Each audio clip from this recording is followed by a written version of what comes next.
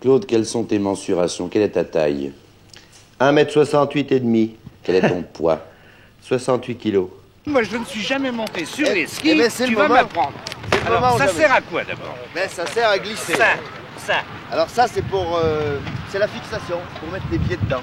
Bon, Voilà. Alors, il y a un ski droit, un ski gauche. Alors, on commence par le gauche ou par le droit? C'est la bonne importance, là. On est sur le plat. Alors, on met le bout du pied... Et on appuie. Voilà. Bon. L'autre.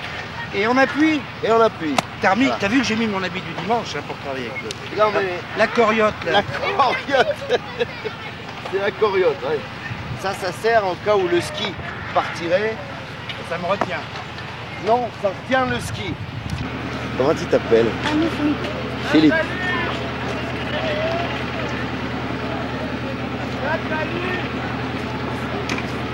Voilà.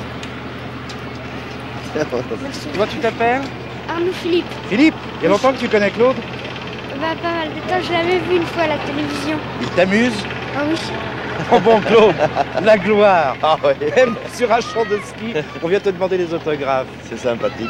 Ça compte pour toi? Ah ouais, j'aime bien. C'est important? Ouais, je pense bien que c'est important. Tu connais à combien de disques maintenant? J'ai 4 45 tours et 3 30 cm. Je prépare le 4e 30 cm. Mon grand-père, c'est un sacré chasseur. Ah, un chasseur invertébré. Pour être chasseur, première chose, avoir une bonne vue. Avoir une vue perçante. Une vue perçante, hein. Ça, mon grand-père, il était servi. Il avait la vue tellement perçante que pour pas trouver le journal, il fallait qu'il ferme un œil. L'éclair qu'on l'appelait, mon grand-père. Il se promenait jamais sans son fusil. T'aurais vu, un Westminster. 12 cartouches dans le magasin. Les autres dans la cartouchière.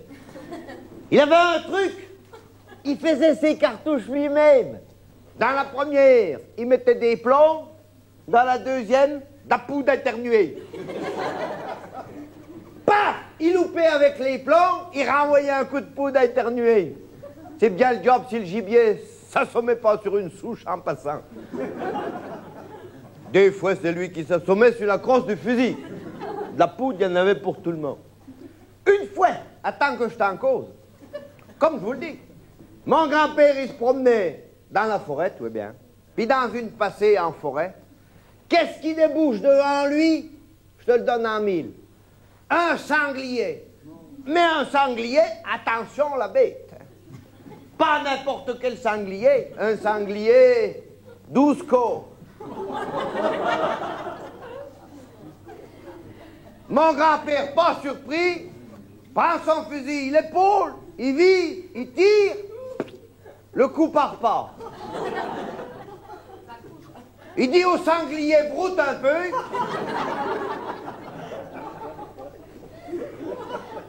Il repose, il revise, il tire, le coup part pas. Il dit l'humidité, sûrement. Il prend son fusil à l'envers, il regarde dans le canon, ah, il voit le coup qui monte. Paf! Le sanglier avait fini de brouter. Tu es marié? Oui, bien T'as sûr. combien d'enfants? 2 enfants. De son âge? Quel âge as-tu, Philippe? Je vais avoir 13 ans. 13 ans. Ah bah tu vois, j'ai une fille qui a 14 ans et un garçon qui a 11 ans et demi. C'est parti. C'est parti. Hop, c'est parti. Voilà, c'est bon. Allez, on laisse laisser. Attention devant, hop, parce que c'est pas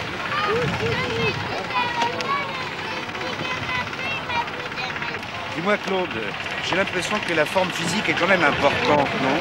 Bien sûr, si on se prépare physiquement, si les muscles sont prêts, les progrès sont forcément plus rapides. Oui, bien sûr. Ah oui, c'est important. C'est un sport, hein, il faut quand même mobiliser certains groupes de muscles. Et il faut que les muscles soient prêts à y répondre à cette mobilisation.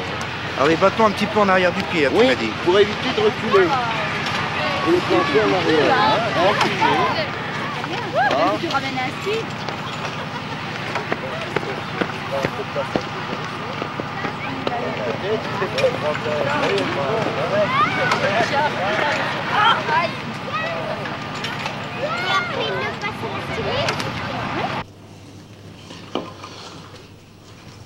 Claude, tu habites dans un chalet qui domine Gérardmer, qui s'appelle la Grande Loure.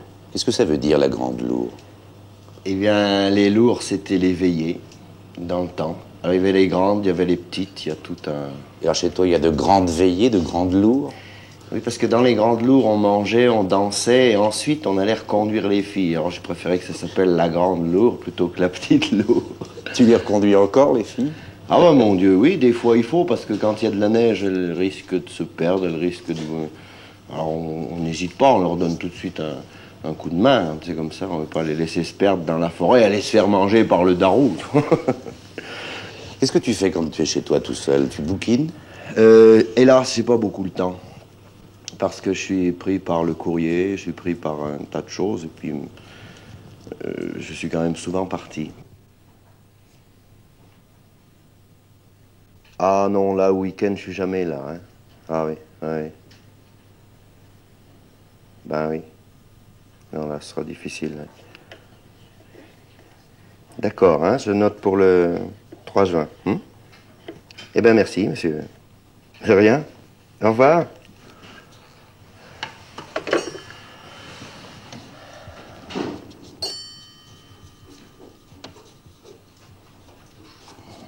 Il n'est pas venu, mon espèce de client, là. Ah bon? Alors, vous pourrez bien lui téléphoner, moi, je ne sais pas encore ce Bon, oui, mon pauvre ça. Bon. Ben, c'est sûr. Moi, je peux pas m'empêcher de rire, et je peux pas m'empêcher de faire rire. C'est dans le sang, quoi. L'éclair que je te dis, on l'a... Une autre fois, tant que je t'en cause, comme je vous le dis, mon grand-père, il était parti en forêt, faire du bois, comme on dit chez nous, dans les Vosges. Et puis à midi, ben, il faut casser la croûte, tu comprends. Alors il fait son feuille, et puis il met ses patates dans la braise, hein, pour les faire chauffer un peu. Il n'était pas installé, prêt à casser la croûte. Je te le donne en 1000. Un vol d'oie sauvage qui passe. Arrasement. Mon grand-père, il dit, c'est pas possible, je peux pas laisser passer une occasion pareille. Il cherche son fusil, pour une fois, il l'avait pas. Oh, il dit, c'est pas possible de laisser passer une occasion pareille. Comme outil, il n'avait que sa hache. Oh, il prend sa hache. Il l'a fait tournicoter, il dit donc, et vrang, il la balance dans le troupeau d'oie. Ça tombait, ça tombait. Il avait un tas d'oie comme ça. Mais il ne retrouvait plus sa hache. Il dit, mais il me faut ma hache, moi, pour continuer mon boulot cet après-midi. Il trie, il retrouve toujours pas la hache. Oh, il dit, il n'y a pas de problème. Il dit, je vais commencer par un bout. Il prend les oies au fur et à mesure, il les plume, les oies d'un côté, les plumes de l'autre. Il retrouvait toujours pas sa hache. Oh, elle ne peut être que sous les plumes. Il met le feu aux plumes. Ça chauffait, ça chauffait, ça chauffait. Ça avait tellement chauffé que la hache avait fondu. Il n'a pu retrouver que le manche.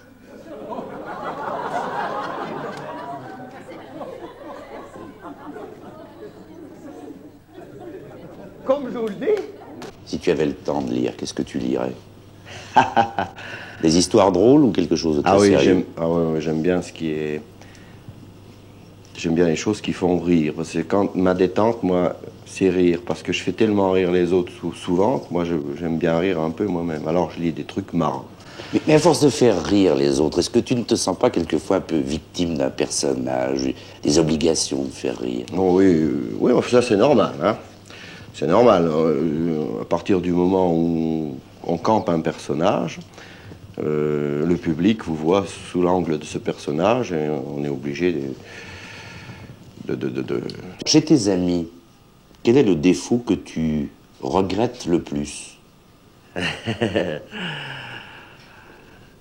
J'aime pas qu'ils soient envahissants. Si tu jouais d'un instrument, quel serait-il? J'aime beaucoup la guitare. Tu es pour l'ordre ou pour le désordre? Ben moi, j'ai un désordre ordonné. C'est-à-dire que là, je fiche mes affaires n'importe comment, mais je les retrouve. Es-tu croyant? Non. Alors pourquoi dis-tu de ta maison qu'elle est celle du bon Dieu? Elle est celle du bon Dieu parce que le bon Dieu, c'est au sens large du terme. Pour moi, le bon Dieu, c'est c'est la vie, c'est la terre, c'est le soleil, c'est les étoiles, c'est tout ça. Et je pense qu'il faut accueillir les amis, accueillir même ceux qui ne sont pas amis mais qui vont le devenir. Ma maison est ouverte parce que l'hospitalité, pour moi, c'est une chose qui se perd, c'est bien dommage. Et en ce qui me concerne, je crois avoir le sens de l'hospitalité. Quel est celui que tu considères comme le meilleur amuseur? De Vos. Je ne sais pas si vous avez été en vacances l'été dernier. Vous avez été en vacances l'été dernier? Vous n'avez pas eu trop de bouchons? Non, les bouchons, les bouchons, les bouchons, les bouchons. Moi, pour une fois que j'y allais en vacances, eh ben, je suis bien réchauffé. J'y ai été en vacances. Je voulais aller dans le Midi. Alors, je suis arrivé tout de suite, hein, dans le Midi de Gérard May. 11 kilomètres que j'ai fait. J'ai pas pu aller plus loin à cause d'un bouchon. Un tout petit bouchon pourtant. Le bouchon d'huile. On l'a jamais retrouvé. On était parti à bonne heure pour pas avoir de bouchon. Ça ne pouvait pas me tomber. Je roulais tranquillement. Tout d'un coup, j'entends tac tac tac tac tac tac tac tac tac tac tac tac tac tac tac tac. M'arrête. Le bruit s'arrête. Je redémarre. Le bruit redémarre. Je me rarrête. Le bruit se rarrête. Il n'y a pas de doute, ça nous suit. Quand on tombe en panne, qu'est-ce qu'on fait? On soulève le capot, on met la main dans le ventilateur. Je mets la main en pleine dent. Non, non, c'est pas ce que vous croyez. C'est pas un moteur à crottin, mais... Dans l'huile, ça coulait, ça coulait, ça coulait. Ça y est, on a coulé une bielle. Je vais chercher le mécanicien. Il me dit, mais vous en avez fait du propre, vous en avez pour 8 jours. 8 jours. 8 jours au lit. Il me dit, vous en avez fait du propre, 8 jours. Mais je dis, il faut qu'on reste 8 jours pour un petit truc comme ça. Il me dit, oui, le temps qu'on commande les pièces, qu'elles reviennent, qu'on les renvoie parce que c'est pas les bonnes. 8 jours au lit.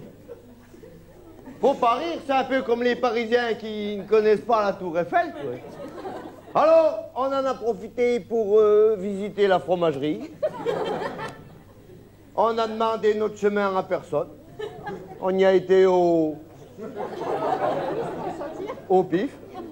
Remarquez, on a fait que passer, hein. Comme les fromages.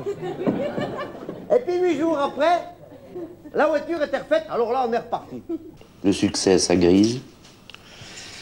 Bah, ça risque de griser, bien sûr. Il faut garder les pieds sur terre. À un moment donné, dans un virage, une file de voitures en arrête. M'arrête derrière le dernier, ce qui fait que le dernier, c'était plus lui. C'était pas moi non plus, il y en avait un qui me suivait. Celui qui était devant moi, il baisse sa vitre. Il me dit, c'est le bouchon débouché. Je dis, si c'est débouché, pourquoi qu'on passe pas? Il me dit, non, les bouchers, quoi, les marchands de viande, qui rouspètent contre la hausse des prix. On va voir, fait et dit, les bouchers rouspétaient, ils distribuaient de la viande à tout le monde. Quand je suis arrivé, il n'y en avait plus de la découper, ils voulaient m'en donner sur pied. Une vache entière. Une vache entière, où c'est que je vais mettre ma femme? Mais il me dit, le boucher, il me dit, une femme dans une auto, ça ne sert à rien, tandis qu'une vache, ça corde. Enfin bref, les bouchers rouspétaient, disent ça ne peut pas durer comme ça, on hausse les prix, on hausse le filet, on hausse l'entrecôte, on hausse les épaules. en hausse la culotte, baissant tout ça. Je dis à celui qui était à côté de moi, sauvons-nous avant qu'il nous coupe les bretelles. Es-tu sensible à la musique militaire? Eh ben, je déteste pas. Il faut pas que ça dure longtemps, et puis pas forcément le jour du défilé, mais je déteste pas. Ça, c'est un disque de pastorale roumaine. C'est un instrument qui ressemble un peu à la clarinette, ils appellent ça la taragotte. J'aime bien, c'est... Tu voyages beaucoup? Tu as été en Roumanie, par exemple? Non, moi, je voyage pas tellement parce que j'ai pas tellement de temps, c'est sûr. Mais même si j'avais le temps, je sais pas si je voyagerais beaucoup. Je suis Vosgien, hein. J'ai les racines qui s'agrippent ici. Pourquoi qu'on irait ailleurs? On est si bien ici. On se pète parce que de temps en temps on a du mauvais temps, parce qu'il pleut un peu plus souvent dans l'Est, puis enfin on est bien quand même. Comme tu pratiques du sport, est-ce que là tu es combatif, agressif? Est-ce que tu veux gagner? Ah, on est obligé. Obligé. Dans un slalom en ski, par exemple, si on se bat pas avec les éléments, avec les piquets, avec ses skis, avec tout ce qu'il y a, la pente, les bosses, les dévers, les déséquilibres, si on se bat pas, c'est pas la peine de prendre le départ. En voile, en régate, c'est la même chose. Si on se bat pas avec le vent, avec le bateau... Est-ce que tu es collectionneur? Non. Pourquoi? Ben, je suis collectionneur à la façon des Vosgiens en général. C'est-à-dire que je garde un morceau de ficelle, je garde un clou, je garde une vis en me disant ça peut servir, je mets ça dans un coin, dans une boîte. Et puis quand j'en ai besoin, je ne le retrouve plus, alors je vais acheter ce qu'il me faut à la quincaillerie. Voilà, c'est à peu près ce que je collectionne. Par contre, j'aime bien les choses vraies, les choses une racine, sans la modifier comme elle est. Un caillou, pas parce qu'il a de la valeur, mais parce qu'il a une belle gueule, parce que c'est un beau caillou, des choses comme ça. Mais j'en fais pas, hein. C'est pas mon dada. Pour toi, est-ce que le monde, finalement, est bien ou mal fait? Moi, je suis content. Moi, je suis bien, je vis dans un monde actuellement. J'aurais pas voulu vivre à une autre époque, je suis content comme ça. As-tu la télévision? Non. Pourquoi? Ah, c'est difficile à dire. Pourquoi? Parce que, d'une part, on n'a pas beaucoup le temps de la regarder. Or, si j'avais la télévision, personnellement, j'aurais pas tellement de temps de la regarder. Ensuite, mes enfants la regarderaient souvent plus que moi, et ils la regarderaient peut-être trop. Donc, je suis pas souvent là pour doser, si vous voulez, les programmes. Ils perdraient trop de temps devant le poste. On est arrivé où on devait aller en vacances. Parce que moi, c'était pas là que je voulais aller en vacances. C'était toujours dans le midi. Mais quand je suis arrivé, il me restait plus qu'un jour. J'avais passé les autres jours sur la route. Alors j'étais à la pêche, quoi, histoire de tremper le bouchon. Mais le lendemain, fallait que je remonte chez nous parce que c'était pas le tout de rigoler, hein. J'allais au travail, moi, après. Alors j'ai prévenu ma femme, j'ai prévenu mes gosses, je leur ai dit, vous avez intérêt à vous cramponner parce qu'on ne s'arrêtera pas en route, hein. Prenez vos dispositions. Nous, à la partie, un matin à bonne heure. Là, j'exagère un peu, hein. Là, c'était plutôt du genre... Attends, on sort du village. On sort du village. Un attroupement, je dis, ça y est, ça recommence. Il barre la route. Il y en a un qui s'amène avec un gros panier. Je baisse ma vitre. Il me dit, si tu devines ce que j'ai dans mon panier, t'en auras une grappe. Du raisin, vous avez gagné 30 kilos de raisin offerts par les marchands de vin du coin. Eh bien, je dis, ça tombe tout bien. Nous, qu'on ne voulait pas aller au restaurant, on mangera du raisin. Nous voilà partis. Une grappe de raisin. 2 grappes de raisin. 3 grappes de raisin. Je ne sais pas si vous avez déjà mangé du raisin toute la journée. Du raisin et rien que du raisin. À un moment donné où on a la cocotte minute qui... La cocotte minute qui fifre. Les gosses derrière, papa, arrête-toi, je t'en prie. Je veux pas le savoir. J'ai pas le temps de m'occuper des affaires courantes.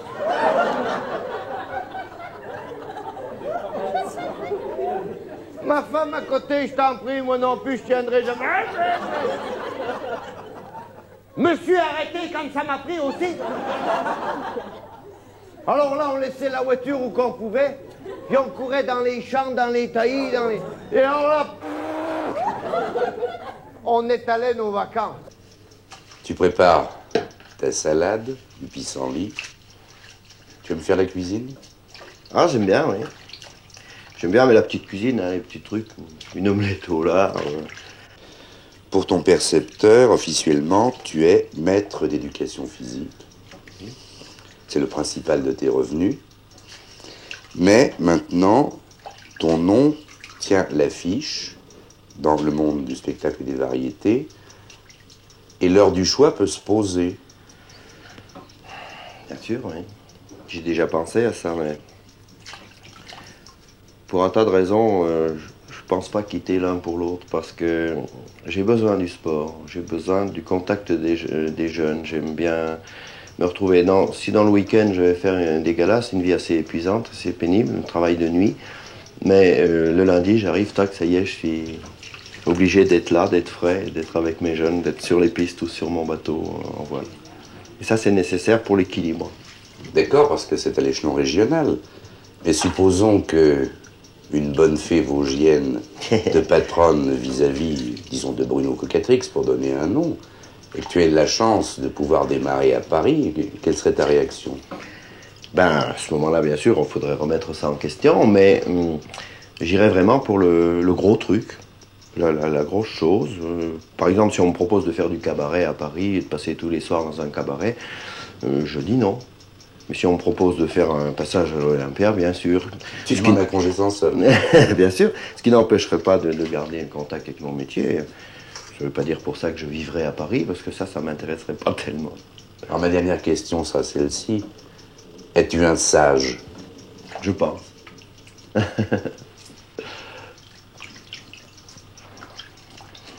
Le ski. Il y a longtemps qu'on connaît ça, nous autres. On en a fait avant vous du ski. Mais ça a bien changé, oui. D'abord, maintenant, ils y vont pour s'amuser en ski. Nous, on y allait pour travailler. Oui. Jusque vers 1907, on avait des raquettes pour aller en forêt. Mais voilà pas que des étrangers viennent faire une démonstration de saut sur ski. Oh, merde! C'était, je m'en rappelle bien, c'était des Nordlégiens allemands. Les Nordlégiens allemands, ça c'était des skieurs, avec leurs culottes de cuir. Le jour-là, il y en a un qui a même sauté jusqu'à 16 mètres. Mais il n'a pas fait exprès, on l'avait poussé. Alors après moi j'ai eu des idées. Je m'en ai fait des skis. Des plus grands, des plus larges, des plus beaux, quoi. Pour qu'ils portent dans la profonde neige. Mais ils avaient fait trop long la fois-là, parce que pour prendre les virages serrés de la route de la Bresse, fallait faire 3 manœuvres. Mais ça allait quand même. Vous pensez, c'était pas des skis comme le jour d'aujourd'hui, des skis en platière mastic. Et puis on n'avait pas de charnière de sécurité. Et puis on n'avait pas de chaussures qu'on peut pas marcher avec. Celles de maintenant, les chaussures, qu'il faut 2 chausse-pieds pour rentrer dedans et un démon de pneu pour en sortir. Si t'as pas les outils, tu passes la nuit avec les chaussures. Et les demoiselles qui viennent faire du ski, Et ça serait pas plutôt pour l'après-ski? On les voit bien par chez nous. Quand on voit la sauterelle, on voit bien le saut qu'elle peut faire. Faut dire qu'elles sont pas toutes comme ça. Il y en a qui font du ski ou qui ont envie d'apprendre. Alors elles prennent un moniteur. Jeune et beau, tant qu'à faire. Alors elles font exprès de tomber. Alors le moniteur les relève. Et puis elles retombent. Et puis il les relève. Puis elles retombent. Puis, mais un moniteur, même de ski, c'est pas en boîte. Alors, comme dirait monsieur le curé, c'est quand on est sur la mauvaise patte qu'on s'en glisser. Il n'y a même pas besoin de farter, je vous le jure. Et puis le coup là, le coup là que j'étais dans les petits sapins. Il y en avait une qui... Et puis... Eh ben... Moi je voyais bien, Je suis pas plus bête qu'un autre. Je voyais bien qu'elle n'était pas là rien que pour faire du ski.